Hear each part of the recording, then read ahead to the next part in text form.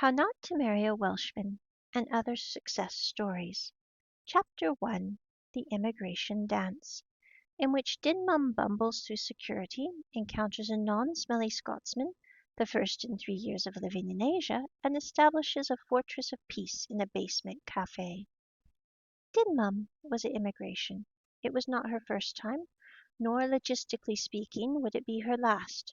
By this point in her tenure she had developed a stoic, placid routine around the entire administrative ritual, a performance best described as the immigration dance. Today she was there for the formal hearing and decision regarding her visa, an Ed Plus conversion from the standard tourist visa. It sounded profoundly official on paper. In reality, what it basically meant was waking up, promptly realizing she was not going to make it out of the condo by the mathematically ideal time of 7:30, and getting dressed and around for the day cheerfully, despite that fact. Dressing appropriately was always an excellent thing to do before presenting oneself to Thai immigration, though a staggering number of her fellow expatriates seemed to forget this foundational step entirely. The final phase of preparation required a generous application of perfumed lotion and Kathy Doll Red Royal perfume, the latter a particular favorite and a gift from a past student's family. The application process admittedly made her mouth feel slightly funny and triggered a brief bout of the sniffles, but it was necessary tax to pay. Perfume was the absolute key to survival. Thai immigration invariably reeked. It was an ecosystem permanently filled with dense, slow-moving lines of foreigners clad in casual beachwear navigating a humid climate who had apparently forgotten that their temporary lodgings possessed the novel 19th century invention known as the shower. Didmum was never entirely certain whether she was witnessing a collective case of sudden onset aquaphobia or merely a shocking lack of cultural awareness. She only knew that even with her own limited olfactory senses, the room was a severe strain on the faculties. One geared up for it. One applied the extra lotion. If nothing else, Dinmum was determined never to be counted as a structural contributor to the problem. Dinmum took a motorcycle taxi to immigration. It was only while she was actively hanging onto the back of this precarious two-wheeled chariot that she realized she had completely forgotten to grab her proof of funds. Uncharacteristically, she decided to shrug it off. She was already halfway there. She held an American passport. She was enrolled at a private university, and in all her administrative dealings over the last few years, absolutely no one had ever asked her to prove her liquidity. For reasons she couldn't entirely fathom, bureaucratic officials invariably assumed she was a visiting British professor. It was a flattering, systematic air, considering she did not hold a university degree and was entirely devoid of British citizenship, though her tastes had been definitively homed by the literature and the sensibilities of the Isles since childhood. For the occasion she had assembled an ensemble that leaned heavily into this accidental academic aesthetic. She wore a pair of gray tweed slacks, a light cotton-belled button-up blouse purchased at a train station in Taoyuan, Taiwan, and a short-sleeved black cotton cardigan from America that was over a decade old, yet rarely worn and looking pristine.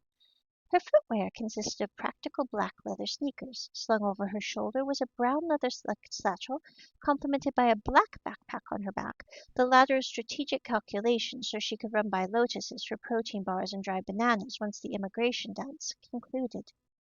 She also carried an extra bag dedicated entirely to her motorcycle helmet, possessing a healthy logical respect for protecting the noggin on the highways and byways of Bangkok. Finally, her hands clutched a UCC iced latte. Dinmum could easily survive without the concept of breakfast, but without the psychological comfort of knowing a caffeinated beverage was within her arm's reach, her survival parameters became highly uncertain. Topping off the entire ensemble was a pair of brown Hoco headphones, which blended seamlessly into her reddish-brown hair. She was, for all intents and purposes, walking fortress of quiet preparation. Dinmum was, by any conventional metric, an odd blend. She has a delightful paradox, yet difficult to categorize in any known human language. Perhaps an extraterrestrial civilization, possessing the benefit of structural distance from her humanity, would be better equipped to divine her direct parameters. In terms of earthly literary archetypes, and given a recent repeated viewing of Good Omens, she functioned as a complex trifecta of that particular universe. In her aesthetic presentation, her fierce razor-sharp protection of those she cared about, and her capacity to react with absolute unyielding competence if poked or called upon, she was a full-throttle Crowley archetype. Beneath the surface lay that same distinct, reluctant decency, a sovereign heart operating in spite of superficial assumptions. Yet, at her foundational core, she was undeniably an Aziraphale archetype.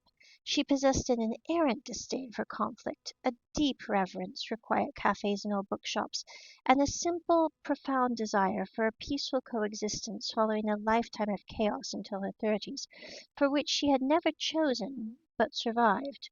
Her overarching directive was simple: to ensure a better, safer life for those she loved, past, present, and future, leaving them permanently elevated for having crossed her path, if at all possible. She was incandescently brilliant, yet charmingly bumbling, capable of navigating numerous foreign countries and languages entirely on her own terms, refusing to let the reality of being solo diminish her appetite for adventure, but ultimately wishing for nothing more than to be at home with the people and in the spaces she loved the most. She was a Tolkienesque hobbit elf mixture of angel and demon, wisdom and sprite. To complicate the geometry further, a third component governed her system. She was logical and exact to a literal degree unparalleled by most of the population. It was a trait that rendered her a modern mid-30s reincarnation of anathema device, minus all the allosexual inclinations by being a gray sexual, and therefore safely spared from ever ending up with, for lack of a better term, a doofus because of prophecies or the throes of passion. Dinmum arrived at her destination and promptly bumbled through security. While she possessed a formidable array of intellectual talents, spatial orientation within a crowded, loud, high-stimulus environment was not among them. Such settings tended to leave her feeling temporarily beached, which was the primary logical reason she avoided noisy environments altogether. Fortunately, the security staff were remarkably kind, operating under the apparent consensus that she was an eccentric, bumbling British professor.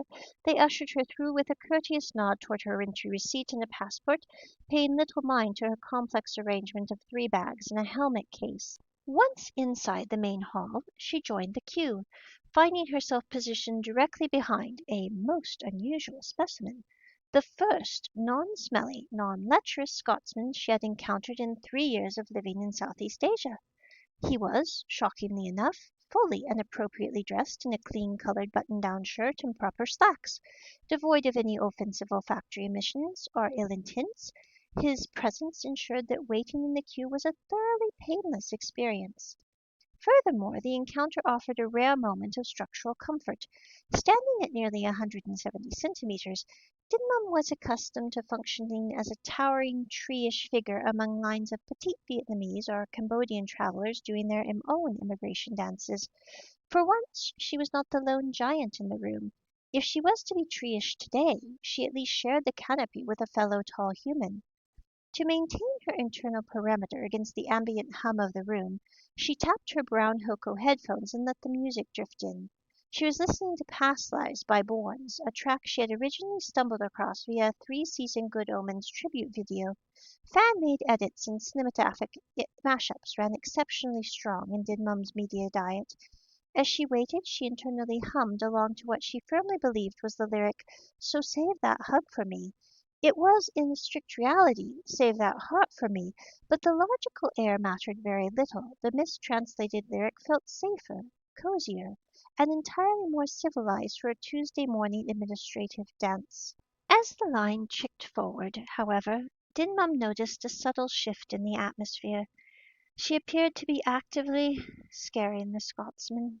It was a familiar phenomenon. Throughout her life, Dinmum had observed that the human population tended to split her identity into 2 equally inaccurate categories. She was either considered an absolute, easily manipulated joy, or a terrifying, unyielding badass. Both suppositions were entirely divorced from structural reality, but the lack of empirical evidence rarely deterred people from assuming them. Children, universally possessing a superior instinct for these matters, viewed Dinmum as a fellow pirate and keeper of sprite. They recognized an inner youth that matched their own, a baseline that frequently resulted in her dogpiling with them or ducking beneath a low table after a runaway toy, completely disregarding both her physical stature and the conventional laws of physics. Adults, conversely, found her utterly impeccable. They perceived her as a counterculture, fiercely independent, and entirely devoid of a desire to conform to the public square's expectations. If an adult was foolish enough to try to poke her, or force her into an arbitrary societal box, they quickly bypassed her gentle, conflict-avoidant Aziraphale archetype exterior and collided head-on with her full-throttle Crowley archetype defense mechanism, wielded with the logic of her anathema device archetype's logic. The problem with this defense architecture was that it wore Dinmum out to an excessive, exhausting degree. To preserve her emotional currency and maintain her internal fortress of peace, she had long implemented two strict operational rules. First, she remained intentionally mute and deeply introspective whenever adults were present, and second, she rarely, if ever, dated.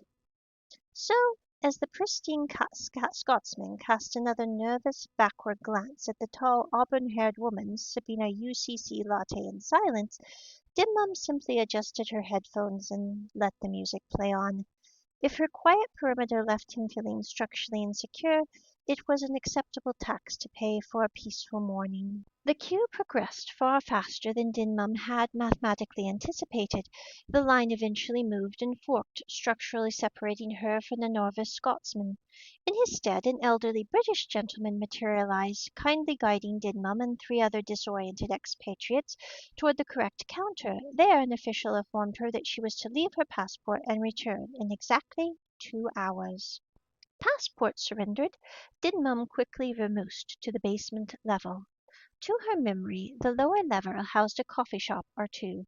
In reality, there were an upwards of 7, and she systematically cased 4 of them before settling on an establishment that possessed adequately padded chairs.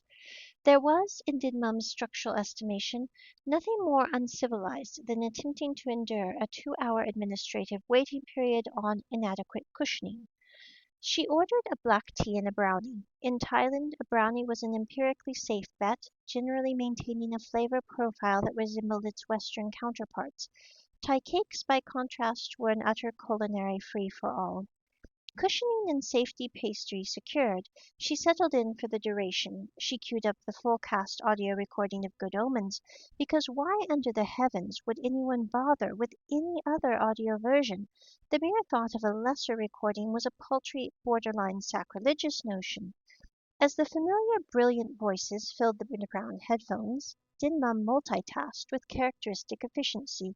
She began researching hyaluronic acid products on her phone. In her mid-30s, the slight laugh lines around her eyes were the solitary physical indicators that she had surpassed the age of 25. She was determined to minimize them, operating on the firm logical principle that one should always keep the outside world guessing. It was infinitely more interesting when the public square could not pigeonhole you for anything, including your chronological age.